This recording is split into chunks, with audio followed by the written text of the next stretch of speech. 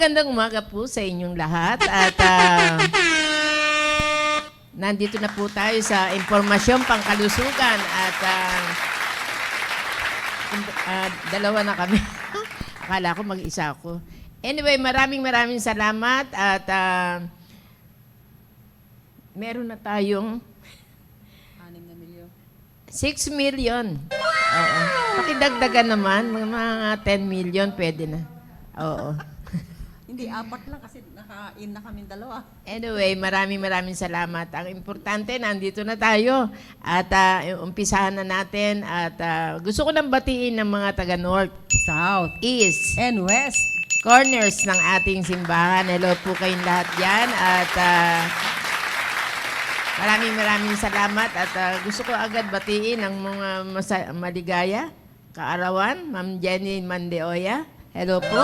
At Happy birthday po. oo.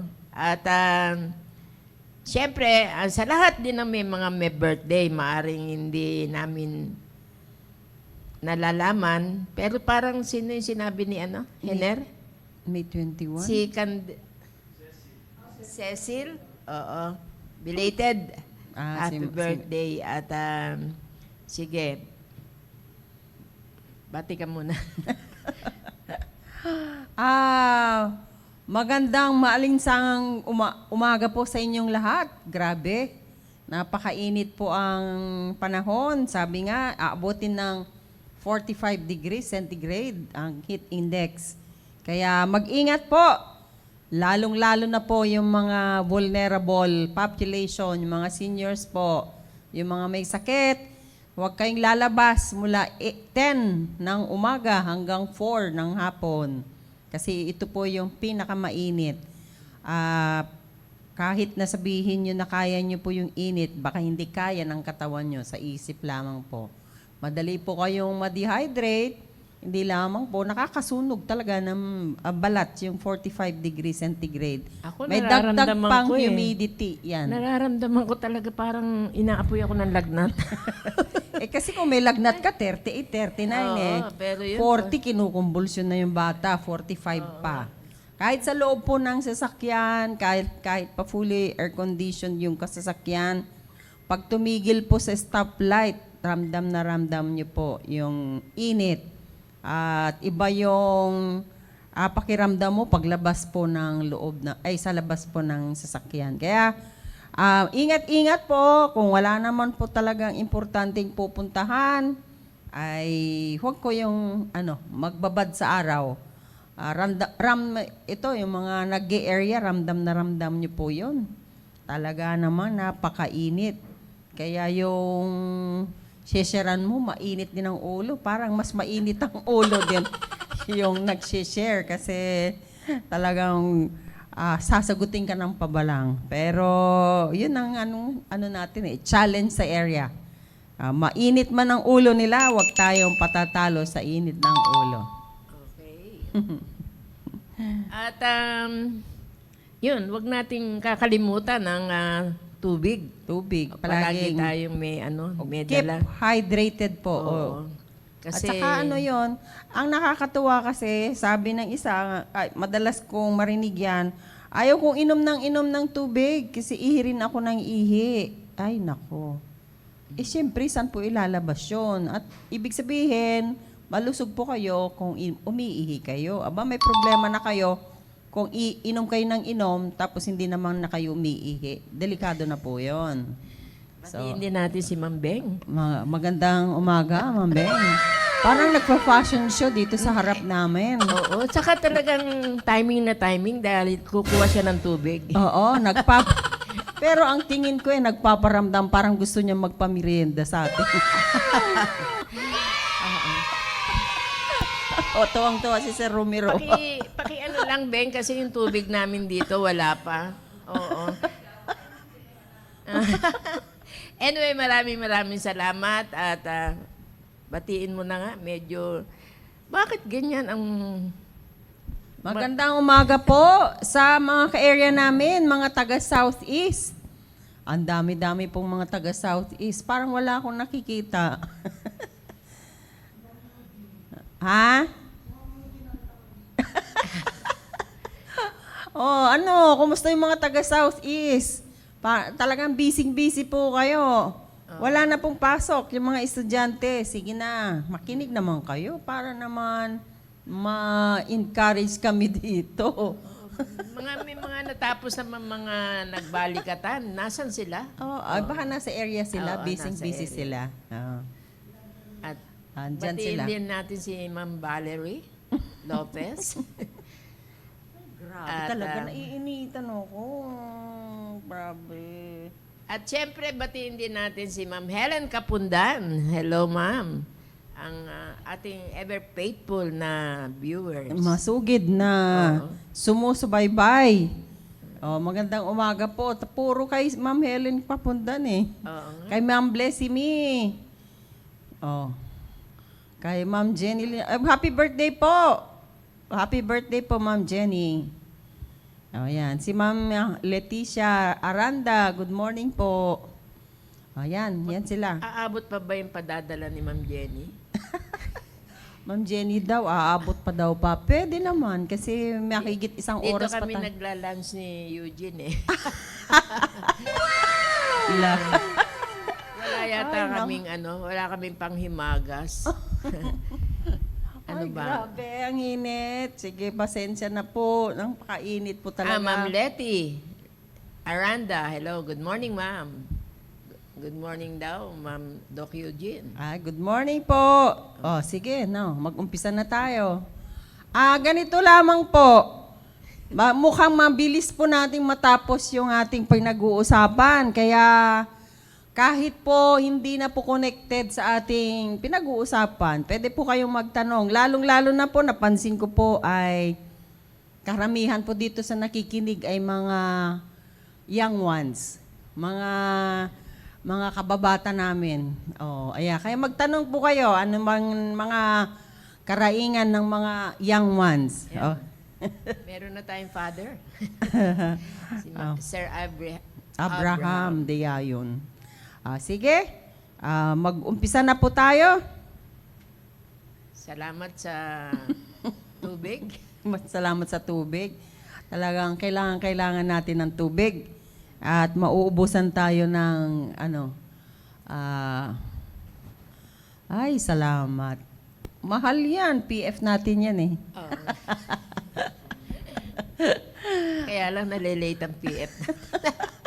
Anyway, maraming salamat. Batiin ko rin muna yung Central South family. Oo. Sir Gerard, the rest ng mga members, puro po sila wala. Kaya, ewan ko Si kung... Ma'am Jenny lang nga nandyan. Oo, kasi si Ma'am- birthday niya eh. Oo nga. Ayan. Bigyan ko rin yung apo ko, si BJ Rhythm. Manood, ewan ko nasaan. Inutusan siguro ni Boss Mesyak. Yun lang po. At sige, game na tayo. Pag yun nga, sabi ni Doc Eugene, pag may mga tanong kayo o kahit out of topic, Pwede po nating sagutin. Lalo pa ngayon, yung patungkol po sa mga karamdaman po ngayong mga sobrang init ng panahon. Okay? at saka sino yung mga hindi pa na babakunahan?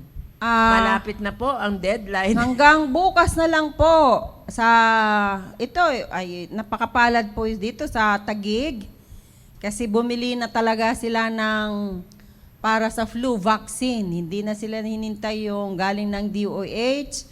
Kaya good news po sa mga senior citizens. Talagang binaglaanan po kayo para mabigyan po kayo ng libreng bakuna. Kaya pumunta na po kayo sa mga designated areas po kung saan po kayo magpapabakuna. Kasi telling you honestly, sa clinic po ay 2,000 to 3,000 po ang singil. Pero kung hindi pa yung senior, ay ina-advise ko rin po sa mga pasyente ko po na ang flu vaccine ay available po sa mga drugstore, especially ang Mercury and Watsons, na kung pumili po kayo doon, ay pwede na pong ibibigay sa inyo. Sila na po ang magtuturok sa inyo. Kaya maganda po na para makatipid-tipid, kasi pag pumunta kayo sa clinic, o private clinics, ay siyempre may bayad yung pagtuturok. Oh. Kaya mas mahal po yun. Pero sa ngayon, as far as I know, ay marami pong nakalaan na flu vaccine para sa mga senior citizens. Again, ito po ay gagawin nyo po ayon sa inyong conviction. Kasi marami pa rin pong hindi naniniwala po sa bakuna. Sabi ko nga po, ay wala pong nagpipilit po sa inyo. Sa inyo na po, kung nais nyo pong magpabakuna, libre naman po, why not avail of it? Ang flu vaccine ay every year po ibinibigay. And this is the best time of the year na matanggap nyo po ito. Kasi sa sobrang init, andyan palagi yung napakaraming viral infection. Sa madali pa naman pong makahawa. Kaya, kayo na po, pumunta na po kayo. Kung ang paraging reklamo ay senior citizen na daw, kailangan pang pumila. Siyempre, puro senior po ngayon. Walang walang unahan. Sana mag-resuggest nyo na lang. Priority, 80 to 90. Ganon. ang problema, huwag na kayong magreklamo kasi puro senior nga po ang nakaalaan po. Kaya, kung maaga kayo, siyempre maaga kayong ma-attendan. Kaya nga, sabi ko nga po, it happens kasi kahit sa bangko, sasabihin, senior, ay naku, naranasan ko nung Martes yun. Senior daw. Wala nang senior. Hindi, alternate Hindi, di ba? bibigyan ka ng queuing number sa Upsly, senior. Pagdating ko doon, may 30 nang nakapilang senior. Doon sa regular, iisa. Sabi ko, sana hindi na ako kumuha ng queuing number sa senior. Kasi iisa. Iisa lamang po talaga sa regular. So, ang the best gawin, isang regular, isang senior. Para pwede ka nang lumipat. Oo, ganun. Ay nako. At saka nakakatawa po, lahat yun ay pagdadaanan natin. Mapalad po kayo, kayo po ay medyo may talagang napakarami na ng edad, ay malakas pa po kayo, wala kayong sakit, mabilis kayong kumilos. Kung nakapila kayo sa kahit saan, ay sa restaurant, sa bangko, sa drugstore, ang daming senior. Sino mga maraming may sakit? Di si senior. Sila rin po ay mabagal gumilos. Kaya kung yung isa attendan ay nako, magbibilang ka ng maraming minutos. Kaya ano ang moral of the lesson? Ay haba-habaan. Humaba na yung buhay nyo. Habaan na rin po yung pasensya at pangunawa. Gusto ko lang ikwento kahapon. Nagpunta ako sa Baylor, kumuha ako nagpa-refill ako ng medicine. Medyo na-late ako ng dating. Dapat, kahit kumukuha ka doon, kailangan maaga din kasi pila pa rin kahit na ano ang number mo. Ngayon, ang nangyari, wala akong maagang number. Parang number 65 ako. Ang inaano pa lang, sineservan pa lang ay number 14. So para bang ang feeling ko, baka magdamag na ako doon. Pero napakabuti ng Panginoon dahil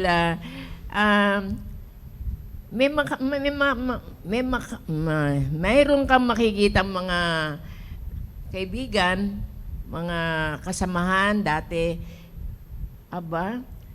Ang nakita ko pala kahapon si Ma'am Tigas, si Ma'am Wally. Tapos ano pangalan nito? Ma'am Wilma Castillo. Hello, ma'am. At nawa ay patuloy na kayo manood ng impormasyon pangkalusugan. Ang nakakatuwa, meron silang extra. Kasi may katabi daw sila na hindi na rin makakaintay.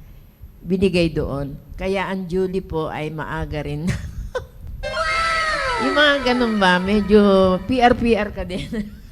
May number ka. Hindi, sa lahat po ng aking naranasan sa pila na yan, kahit nung hindi pa ako senior, pag nakita kong napakalayo na ako, sa Abslay, abutin ka ng libo eh. So, ibig sabihin, maghapon ganyan. Manalangin ka, o may lalapit sa'yo, anong number mo? Naku, 545 po. Ayoko na sa'yo na to. Bibigyan ka ng 112. O, di ba? Yung mga ganon. It really pays to pray. Ayan ang natutunan ko. Daanin mo, ayoko na. Hapon na ako dito. Medyo, relax ka lang dyan sa upuan, manalangin ka, may magbibigay. Gusto mo ng mas mababa? 112 eh. Ikumpara mo sa 545. Although maraming teller po doon sa GHQ, Upsly, ikumpara mo dito. Pero, imaginein mo pang 545 ka. Yun mga tinuturo sa atin. Tiyaga. Huwag daanin sa kasi may mga mga magan dyan. Ay, meron pa akong trabaho. Yung mga ganon, wala, pagtatawanan ka lang. May mga nababasa ako, hindi ko mabasa. Magandang umaga po.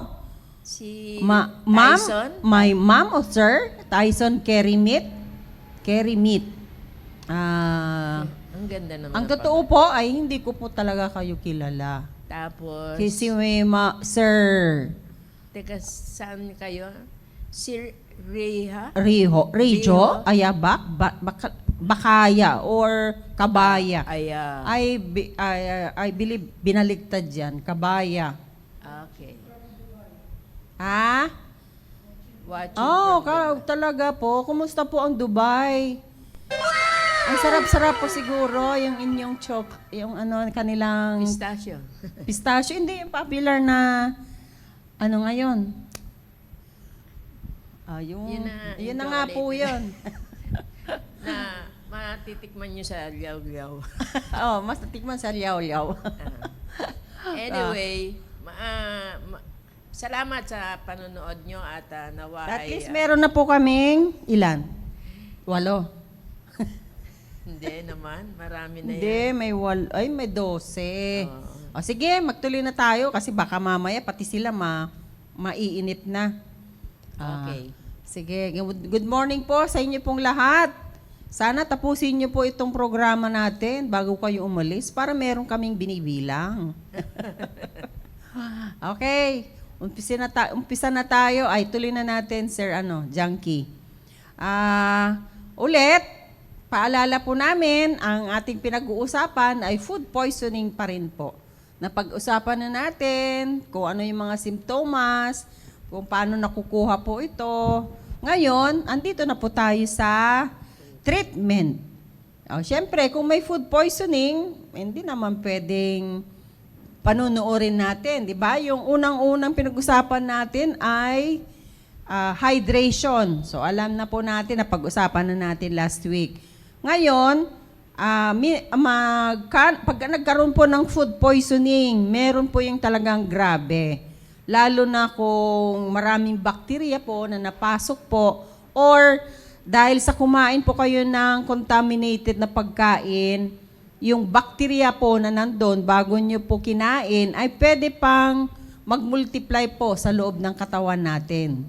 Kasi sabi niya, parang ang sarap nitong kahari ang napasok natin. Dadami po sila. Lalo na po kung nakarating na po sa bituka at may mga bakterya po doon that they can easily multiply. They can thrive inside the gastrointestinal system. Kaya dumadami po. Mabilis po silang dumami na sila rin po ang nagpo-produce po ng enterotoxins na siya po ang nagbibigay ng simptomas din po sa taong nakakain po ng contaminated na pagkain. So, pag sinabi nating antibiotic, if the illness is caused by bacteria, of course, bibigyan natin ng antibiotic. Antibiotics are generally for people with severe disease or with a higher risk of complications. Again, paulit-ulit po nating sinasabi, hindi po pare-pareho po. May individual idiosyncrasies po. Kahit po sa pagtanggap po ng infection, pati yung, kaya po pinauulit nating in-explain po before, kahit na konti lamang pong bakterya, konti lamang pong nakain nyo, ay depende po kung gaano kalakas ang inyong resistensya. So, it doesn't mean na konti lang naman ang kinain ko, ikaw mas marami nakain mo, bakit okay ka lang? O, ganun po yan. Yun po ang explanation po doon. Ngayon, kung talagang nakakain po kayo, you have taken much of the bacteria, ay kailangan nyo pong uminom ng antibiotics. Yung antiparasitics, ito po yung mga drugs that target parasites called antiparasitics are usually prescribed for parasitic infections, kagaya po ng amoebiasis o parasitic infection po yon. So, magkaiba po yung ibibigay din po sa inyo. They call it antiparasitics. Yung parasites po dito, ito yung nagsisip-sip po ng dugo sa loob po ng bituka na hanggang sa mabutas po. If you are not treated properly, ay pwede pong mabutas po yung inyong bituka or lumipat po sila sa ibang lugar, kagaya po ng sa liver. At meron din tayong tinatawag na pumupunta po mismo sila, nakaka-migrate po sila sa utak. Itong probiotics, probiotics ay naging popular po nung COVID time. Pero matagal na po itong ibinibigay. Nung COVID time talagang I had a bad experience that somebody told me you don't know about probiotics. Hindi naman po yun. Unfair po yun. Sa mga doktor ay we are regularly updated by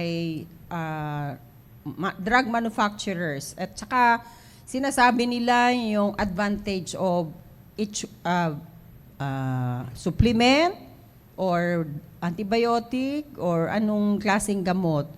At ito po ay yung probiotics, ito po yung nagbibigay kapag nagtinignan nyo po yung gaano kadami. Sa antibiotic, 500 milligrams, mga ganon, 1,000 milligrams. Pero dito sa probiotics ay billions po yon, yung CFU units niya. Billions. Ibig sabihin, napakarami pong good bacteria na ibibigay, na iinumin nyo po. These treatments that replace healthy bacteria in the digestive system. Ang rationale of giving the probiotics, pag tayo po ay nagkaroon po ng food poisoning, di ba? Sukatae. Palagi, grabe po ang pagdudumi, tubig na, napapasama na rin po yung good bacteria sa gastrointestinal system po natin. At minsan ay mas matibay po yung bad bacteria causing severe complications po because they are producing enterotoxins. Kaya, ang rationale of giving the probiotics ay bibigyan po kayo ng healthy bacteria that would overcome yung bad bacteria. Dapat, kumbaga, mapuksa niya yung bad sa loob po ng gastrointestinal system natin, maibalik po yung normal flora ng ating bituka para ma-regain po yung immune system, malakas po yung pangontra po sa anumang enemies na papasok ay kaya po nilang harapin. Ganun po yun. Mas marami yung kanyang reserve. Kaya kapag ka nagtatae, ay lumalabas na po, talo po yung mga sundalo. Kunyari, talo na po yung sundalo. Kaya magre-replenish ka ng mas marami. Okay? Ayun po yung probiotics. That's why, sasabihin sa inyo, marami pong preparations po para sa probiotics. It can be taken as a capsule, tableta, or gel cup, or sachet, or yung mismong bubuksan mo lang, parang nasa nebule, iinumin mo kagad. At pwede pong inumin many times of the day or up to 6 times a day. Every time na dumumi, pwede rin po niyang isabay sa oral or Oresol, yung oral rehydration solution. So, hindi naman po masama yung lasa po nito. Kung yung liquid kasi, pagdating po sa loob ng tiyan ay tumatrabaho na siya. Yung kahit po yung mga sachet. Pag tableta or capsule kasi, kailangan pang i-digest po yung ating ang tunaw po yung coat niya bago siya mag-take effect. Okay? Ito na po tayo sa proper food storage. Paano ba natin kasi i-store yung ating mga pagkain? Ayan. Beware of the temperature, danger zone. Food poisoning bacteria grow and multiply fastest in the temperature danger zone between 5 degrees centigrade and 60 degrees centigrade. It is important to keep high-risk food out of this temperature zone. O, di ba? Napansin niyo po kahit na pagka yung paminsan-minsan na nagkakaroon po tayo ng malamig na panahon, usually yung December, January, February, ay mas nagtatagal po yung ating pagkain. Pero during this very hot summer, ay talaga pong madali pong mapanis ang pagkain dahil po sa sobrang init ng panahon. Freezing food safely. When shopping, buy chilled and frozen foods at the end of your trip. Tama. And take them home to store as quickly as possible. Di ba? Bumibili tayo ng mga frozen food. Kung you do your shopping, uunahin niyo po yung mga dry goods bago kayo pumunta sa wet market. And some of the frozen food, di ba? Usually, ano ba yung mga frozen food? Yung meat. Hindi naman, depende rin po kung saan kayo bumibili, pero pati fish kasi ay frozen na rin po. At meron tayong tinatawag na mga cold cuts na talagang sila po ay frozen. Kaya, ito po yung ihuhuli nyong bilhin at siyempre, ay uuwi na po kayo para maibalik nyo po sa freezer kung hindi nyo pa ito kailangang lutuin. Kasi pagka na-expose ulit sa outside temperature, pwede pong dumami po yung bakterya.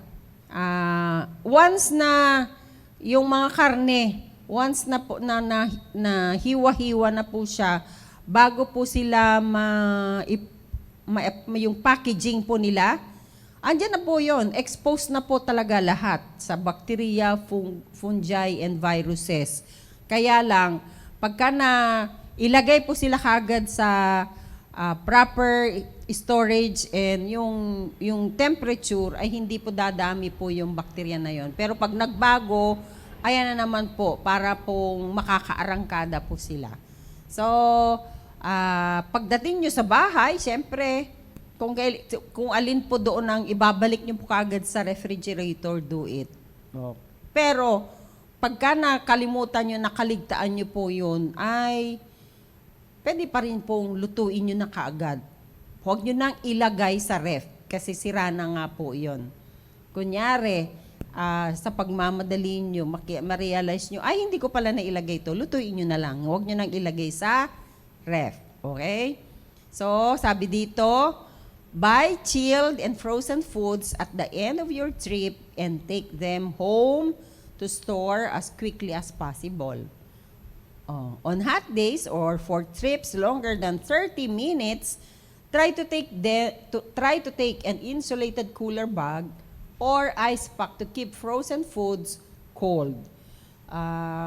Uso naman po ngayon. May mga portable bags na hindi lang naman po yung mga cooler, yung matitigas na bagay. Meron na pong mga nabibili po yan na insulated po sa loob, na ibig sabihin once you put frozen food doon ay hindi po siya kaagad nasuso or lumalambot. Pwede po kayong gumamit. Pero sabi nga, your trip should not be longer than 30 minutes. Pero kung ngayon, yung nakamotor, ay hindi po pwede yung 30 minutes. Ang bilis pong lumambot po yon. Keep hot and cold foods separate, of course, while you take them home. Huwag niyo nang paghalu-haluin yon. Ano yun? Simple logic lang naman yun. Ihiwalay niyo po yung hot from cold. Storing cooked food safely. When you have cooked food and want to cool it, put hot food into shallow dishes or separate into smaller portions to help cool the food as quickly as possible. Ang nakakatuwa po kasi, nakikita ko rin po yung practice po ng iba. Para mas madali pong lumamig, itatapat niya po sa electric fan. Ang nakakatuwa, yung electric fan, punong-puno ng... Parang ang kanyang ibinubuga na yung dumi rin po. So, maganda po yung advice na kung gusto nyong mas madali na lumamig, ay yung mga wide mouth na bowl, para mas mabilis pong lumamig. And of course, bantayan nyo po yun. Baka nung lumamig naman siya, ay naunahan pa kayo ng langaw. So, even before you put the food inside the refrigerator, ay umatake na po yung langaw, at syempre, may dala pong germs po yun. Di nyo namamalayan, pagbukas nyo po ay, di nyo nakikita, lumalangoy na po yung germs dyan.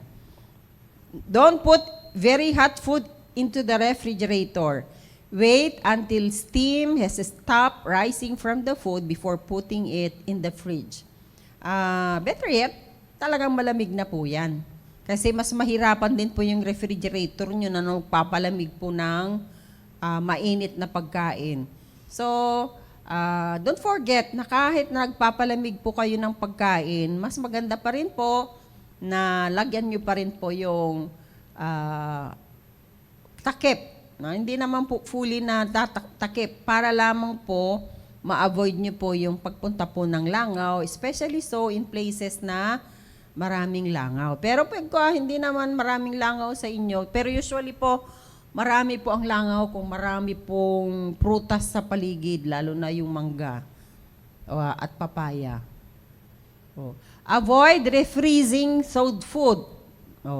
Anong ibig sabihin nito? Yung pinalambot nyo pong pagkain, ay huwag nyo nang ibabalik. Food poisoning bacteria can grow in frozen food while it is thawing. Diba? Sinabi ko. So, avoid thawing frozen food in the temperature danger zone. Pagka inilabas nyo po yung super tigas na frozen food, tapos, while thawing, na-realize nyo na, ay, marami pala yung nailabas ko. Wag na po, lutuin nyo na po lahat kasi po, habang yung siya po ay lumalambot, mayroon na pong dumaming mga bakterya po doon na lalo pang dumami bago nyo po ipapasok po ulit sa ref. Keep the frozen food in the fridge until it is ready to be cooked. Ang madalas pong mga nakakalimot po niyan, inilabas niya, kinabukasan pa niya nakita, ay, nakalimutan ko. Huwag niyo na pong ibalik sa freezer at kung po pwede pa, ay pwede niyo na, lutuin niyo na lamang po lahat. If using a microwave oven to defrost food, cook it immediately after defrosting. Opo, yung mga gumagamit po ng microwave, ay meron po doon yung defrost. Pwede pong lumambot po yung food po doon, after defrosting, ay lutuin nyo na po kagad. Kasi kung gusto nyo madali ang lumambot po yung pagkain, ay inilalagay po nila sa microwave oven para shorter time to thaw the food. Pero pagkatapos niyan, lutuin nyo na po kagad. Again, kasi habang lumalambot, bacteria may overwhelm your food at mas marami na pong magkakos pa rin po siya ng food poisoning. Okay? Bakit mo Store raw food separately from cooked food. Siyempre, simple logic lang naman po yun. Pag hindi pa luto, huwag niyong ihalo dun sa mga lutong pagkain. Raw food and cooked food, sabi nga nila, hindi daw raw eh. Sabi mo, raw. Raw food and cooked food should be stored separately in the fridge. Siyempre, pag cooked food, medyo mainit pa yan. Yung raw food, idikit mo sa medyo, pwedeng malanta po yun. Bacteria from raw food can contaminate cold cooked food. Tama. And the bacteria can multiply to dangerous levels if the food is not cooked thoroughly again. Tama po yun. Kasi yung mga bacteria may not thrive in different temperatures. Pag nailagay siya sa kanilang convenient temperature, mabilis po silang dumami. Na lalo pang mag-contaminate po yung ating pagkain. Kaya po, sabi dito, the food is not cooked thoroughly again. Pag hindi nyo po nilutong maigi, ay hindi po mapapatay yung bacteria po na nandun na. Okay? So, simple lamang po, wag nyo paghaluin yung hindi pa luto sa luto. Pagka nakita nyo po na yung kahit yung luto na, ay pwede nyo pong i-recook po ito. Siyempre, malamig. So, you need to, kailangan nyo pong iluto ulit. Pati na yung raw food, at kung nalanta na po ito, ay huwag nyo nang kainin na gano'n. Lutuin nyo na lamang po. Kung pwede pa siyang lutuin. Choose strong, non-toxic food storage containers. Dapat po aware po tayo dito. Marami na pong mga food containers na sasabihin, microwave safe, mga ganon. Pero, tignan nyo pong maigi. Hindi yung, ay mura to at maganda. Ay mukhang matibay. Hindi po yon. Kung ano po yung components po yung container na binibili nyo. Make sure your food storage containers are clean, of course, and in good condition, and only use them for storing food. Siyempre, pagka yung mga ginagamit nyo na po na inilalagay nyo po sa ref, ay yun lamang pong paggagamitan nyo. Huwag nyo na pong gagamitin na server kasi mag-iiba po. Mas mabuti na pagkatapos nyong ginamit as in storing your food, linisin nyo, pwede nyo nang itago, gamitin nyo ulit kung kakailanganin nyo po. Cover them with tight-fitting lids, of course. Pagka naglagay po kayo ng pagkain sa loob po ng ref, siguraduhin nyo po na maganda po yung pagkasara. Again, kasi pwede pa rin pong pumasok ang bakterya po doon. Foil or plastic film to minimize potential contamination. Kung meron po kayong mga foil or plastic film, mas maganda po if you don't have a tight-fitting lids. Kailangan nyo pong ibalutin po ng maigi. Wala pong mga butas-butas. Transfer the contents of opened cans into suitable containers. Again, lalo na po ito, pag binuksan nyo na po yung mga dilatang pagkain at hindi nyo magagamit po lahat, ilagay nyo po sa food containers. Huwag nyo pong ipasok yung dilata, yung can mismo, yung tin can na pinanggalingan po yung pagkain. Like, yung mga sausages. Pag hindi nyo po niluto po kagad, ay huwag nyo pong ibalik yung tirang sausage sa loob po ng lata na yon. ilipat nyo po sa food container. Kasi magre-react po. Bumukas na po yung lata, pwede pong mag-ano ng rust or re-react po yon yung pagka na-expose na po siya sa air. Kaya nga po, kailangan pong nakasara palagi, may expiration date. Pag binuksan nyo po, pwede pong pumasok ang mga potential bacteria at pwede rin pong yung mga pagkain na nagkukos ng sakit na galing sa dalata ay yung botulinum. Sila pa yung nagkukos ng paralysis po. Okay? So, pagka galing po sa isang lata, ilipat nyo po sa food containers properly. Lalo na po yung gatas. O, di ba? Yung mga creamer, yung evaporated at saka condensed milk, pag hindi nyo po naubos, huwag nyo ibalik po yung lata. Ilipat nyo po sa food container. Hindi po magandang practice po yun. Ang nakakatuwa, pag nauna po yung baby nyo, nakita niya yung gatas, dinilaan pa.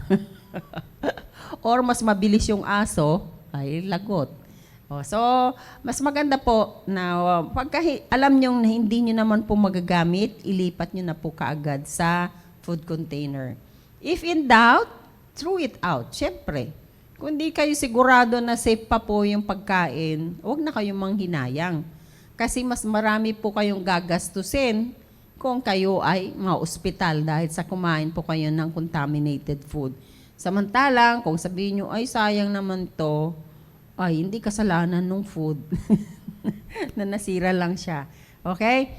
Throw out high-risk food left in the temperature danger zone for more than 4 hours.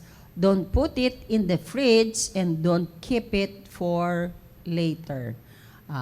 So, ibig sabihin, itapon nyo na po kagad. Ma-realize nyo, nakalimutan nyo, pumasok po kayo, pagdating nyo ng tanghali, ay doon pa rin po. At sobrang init, lalo po ngayong mga panahong ito, ay itapon nyo na lamang po. Huwag na pong manghinayang kasi mas mahirap kung kayo po ay ma-food poisoning.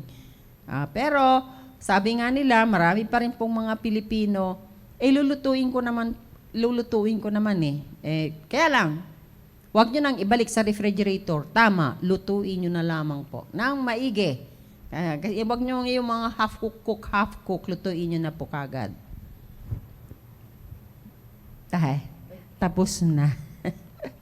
Nasa summer balikatan na po. Parang maganda yun Kaya, kung ano po ang inyong mga katanungan, siguro, pati po yung meron pong tanong. Ay, Ma'am Rhea, magtanong ka naman. Good morning. Yan, si BJ Son. Ano daw yung magandang Good morning. tinatanong mo? Yung chocolate? Oo nga. BJ, kanina meron nanonood from Dubai. Alam ko, nasa Dubai ka din. Baka, beke naman. Yun. Pero, ibalik natin yung sa ating pinag-uusapan. Meron ba ditong nagbe-breastfeed na mga kapatiran? May tanong, napapanis ba yung breast milk? Opo, napapanis. Pero hindi siya mapapanis kung hindi pa siya nailalabas sa breast. Kasi po, may mga nagsasabing mga matatanda, kung galing sa labas ang nanay, lalo kung mainit, huwag mong pasususuhin. Kasi panis yung ang gatas mo. Ilabas mo muna yung bago mo siya pasusuhin. Hindi po siya mapapanis kung hindi pa po siya na-express. Kaya kahit galing pa sa labas, pagod, nagagalit, stress, malamig o mainit ang ulo, pwede niya pong padedehin ang kanyang anak. Hindi po panis po yung gatas. Ngayon, kung sumusobra po yung gatas nyo, inilagay nyo po sa chupon or milk bottle, ay pwede nyo pong ilagay dyan. Pwede po, kung malamig ang panahon, yung gatas na nakalagay sa bote, 4 to 6 hours pwede pa. Pero beyond that, hindi na po. Kung nakalagay po sa refrigerator, iniligay nyo lamang po sa loob, good for 24 hours.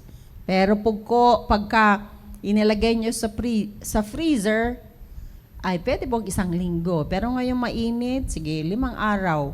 Kaya padedehin nyo po yung inyong mga babies, kahit na pong anong sitwasyon, basta gutom po yung inyong baby, you can readily breastfeed your babies. Ano mang condition po yan. Lalo na kung nilalagnat po yung mga anak nyo, padedehin nyo. Kung meron po, napag-usapan na natin po ito, patungkol po sa breastfeeding, naalala ko lamang po, kasi marami ako naririnig, napapanis. Siyempre, napapanis pagka inailabas niya na po. Kagaya rin po yung milk formula, napapanis din po. Pero kung inilagay niyo po kaagad sa ref, ay in 24 hours, pwede pa yan. Pero, again, kasi po, yung refrigerator, kung maya't maya po ay nabubuksan, hindi niya na-maintain po yung temperature, desired temperature. So, ilagay niyo po yung ini-store niyo pong gatas na hindi po sa entrance, di ba? Yung itlog nandyan sa tabi. Hindi tinabi niyo yung bote. Ilagay niyo doon sa hindi po kaagad na expose sa hot temperature para hindi po nagbabago po yung temperature din po, yung gatas. Okay? Kaya kung ano man ang mga katanungan niyo po patungkol po sa gatas ay magtanong na po kayo ngayon bago kami magtapos kasi hanggang 11:30 po kami. So, again, itong panahon na mainit ay marami po, madali pong mapanis ang mga pagkain. One, very common, pati po yung kanin. Napakadali pong mapanis. Sabi ng mga matatanda, depende daw po kung bagong ani, o luma na yung bigas, or paano mo nilinis, or saan mo siya niluto.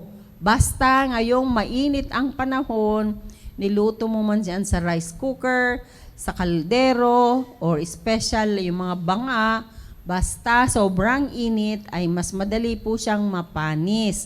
Kaya ibig sabihin, kung hindi nyo po naubos yung kanin ngayong tanghali, pagkatapos nyo pong kumain, ilagay nyo po sa food container yung kanin, ilagay nyo na po sa refrigerator. At pwede nyo pong ipatong. I usually do this, pag nagsaing ulit, ipatong na lang yung malamig na kanin po doon. Pero sa buhay po namin ni Dominic, ay kanya-kanyang lagay sa pinggan, kung gaano makukonsume mo, microwave po. Kaya gano'n lamang po ang gagawin niyo po. Pero, pag nakita niyo na pong panis talaga yung kanin, ay itapon niyo na. Kahit pa mahal po yung bigas na niluto niyo, itapon niyo na po. At hindi po maganda talaga sa kalusugan. And in fact, I have read some journals regarding yung mga panis na pagkain. It can predispose to colon cancer. So, ibig sabihin, kumain ng tamang pagkain. Huwag na nating hinayangan pa yung panis na alam naman nating panis, ipipilit pa rin natin. Huwag na po. Kaya lang, DJ, hindi napapanis ang chocolate. Sabi ni Sir Romir at saka ni Sir Junkie, hindi daw po napapanis ang chocolate kahit pa beyond expiration, basta masarap, matamis, pwede po nilang kainin. Okay. Tanong din natin kay Mayet kung nasisira ang itlog. Madaling masira po ang itlog, lalo pa ngayong mainit. At lalo na kung nag-crack na. Andiyan si Mayet Machenzo. Si Mamayet, pagka marami kang basag na itlog, malapit lamang po ang bahay po namin. Kayang-kayang lutuin ni Dominic anytime. Kaya niya pong ikainin ang 6. Ma'am Mylene, Ganun din po. Pagka marami na po kayong nabubulok na gulay at prutas, pwede rin po kaming mag-order po nun. Si Rhea din, pag malapit ng Ma'am Maylin, thank you doon sa binili mong sapatos maganda. Ibinili niya ako sa Marikina. talaga. Oo. Ayan. Wala pang patong yun. Malapit ba doon yun? Malapit sila doon. Siguro. Binili niya ako. Pinapili lang niya kung anong gusto ko. Yan. Sabi ni Dominic, ano na naman yan, Mi? Napunta tayo sa chismisan. Napunta tayo sa sapatos. Kaya pero kung gusto ang niyo, madaling sabi doon, yung tangkilikin natin ang Marikina. yes. Maganda. Alam mo niyo po, kung yung maganda rin naman yung design at pwede niyo pang harabas. Okay na po. Hindi kayo hindi kayo manghihinayang. Nagamit mo na ng matagal-tagal, hindi ka manghihinayang kasi hindi naman yung kagaya ng na binibili niyo po ng 12,000. Yung 12,000 pag nabili mo, ayaw mo namang gamitin kasi baka masira. Nakakatuwa, di ba? Bumili ka ng mamahalin tapos ayaw mong gamitin. Tumatawa si Rhea. Bumili ka ng Marikina shoes, pangharabas mo yun kahit araw-arawin mo. Pag nasira, okay lang, sulit na siya. Parang nakikita ko rin si diba? BJ, tawa ng tawa ngayon. BJ. Kasi sabi niya, ang size ko, BJ, size 8 lang naman. Subukan mo yung shingle. Visit ka kung ang mahal pala nun. Anyway. Sige. Ayan, si Ma'am Lydia Pusin. Good morning po, Ma'am Lydia. Oo. Patapos na po kami. Patapos na kami sa kakapapasok. Napunta na tayo sa shoe. Si Ma'am Beng, patingin daw ng sample. Mas malakas ako. Mas malakas ako kay Ma'am Maylin kaysa sa'yo. Hindi, hindi na Presco cart. Ma'am Maylin, sa susunod, patungan mo, marami kang, baka mas malakas ang kita mo dito sa sapatos kaysa sa gulay. Okay. Yun. Kita mo. PM lang daw po sa shoes. Oo, lalo na pag napapakinggan o napapanood nyo sa IP. Palagay ko, Ma'am Maylin, tanungin ko yung mga sizes ng mga pastor's wives. Matutuwa talaga sila. Oo, matutuwa sila. Maraming salamat. At naubos na po yung oras namin. Magandang umaga po ulit. Sana meron po, nagsusorry kagad siya kasi guilty siya. Sana po ay meron po kayong natutunan sa ating pinag-uusapan. Ang sabi, itong mga nandito po sa IP ngayon ay halos puro nanay. Oy, matatanda na tayo, ha? Huwag na kayo manghinayang kung sira na talaga. Tapos, bumili na lang ng panibago. Ayan. Si Ma'am Mary Gonzaga. Good morning po. Bumili na rin po kayo ng sapatos. Yan po. Maraming salamat po muli. At pagpalain po tayong lahat. Pero wag muna silang aalis. Huwag muna kayong umalis kasi kailangan nyo makinig. Kahit yung mga nanay na po, ituro nyo na lang po sa mga anak nyo. Oo. Tsaka meron pa rin tayong susunod na programa. Ano yon? The Baptist Lunch. Ngayon? Pangungunahan po ni Sir RG, kaya makinig po kayo. Para sa mga young people naman. Ay, dala daw ng sample. Hindi na kaya ni Ma'am Maylin po yun. Bibigyan po kayo ng mga picture. Wag na kayo bumili ng kagaya ng binili ko, ha? Pero kung gusto nyo bumili, sige, bumili lang kayo. Pare-pareho lang tayo ng kulay at itsura. Pwede po, pang pang simba. Okay? Magandang umaga upo ulit at see you next Thursday. God bless you all. Bye-bye. Bye-bye.